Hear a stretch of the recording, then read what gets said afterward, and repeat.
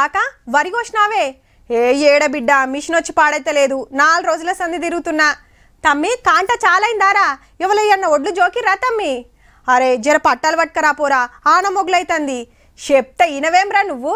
Sir ఫస్టే చెప్తున్నాం, సీరియలే కింద మీద వేస్తే ఊకం చెప్తున్నా. అబ్బా ఈ తాపకెళ్ళి తరుగు తీయరట, ఎంత నయం అని ఊర్లల్లో వినబడుతున్న మాటలు.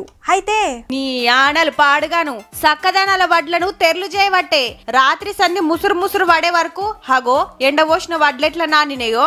ఒక్కొక్క కాడైతే కాల్వలు వారిన ఆన నీళ్లు ఇన్ని రోజులు కాపాడిన పంట ఆగం కాబట్టే అని నెత్తికి చేతులు పెట్టిండ్రు రైతన్నలు. 1 తారీఖు నుండి ఇప్పటి వరకు ఈ వడ్ల కొనుగోలు చేసినట్టయితే చాలా ఇక్కడ నుండి ఈ వడ్ల కుప్పలు అనేటి వెళ్ళిపోతుండే రైస్ మిల్లలకు.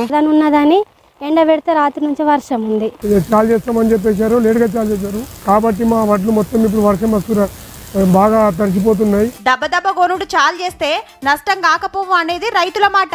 నిజామాబాద్, జగిత్యాల, కరీంనగర్, నల్గొండ, మెదక్, మహబూబ్ నగర్ జిల్లాలల్లా ఆడాడ వడ్డ యానలు.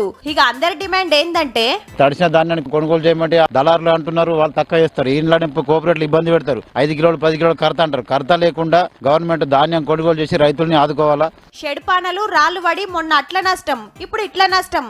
ఆనలు ఇంకా కూడా ఉన్నాయని అనబట్టిరి. గందుకే ఎచ్చిది పచ్చిదే కోస్తున్నారు కొందరైతే. వర్షాలు పోయిన సంవత్సరం ఇట్లా పడ్డాయి, మరి ఈసారి బెదిరిస్తాను మళ్ళీ మబ్బులు వచ్చి మరి పచ్చి వాటిలో కోసడం జరుగుతుంది.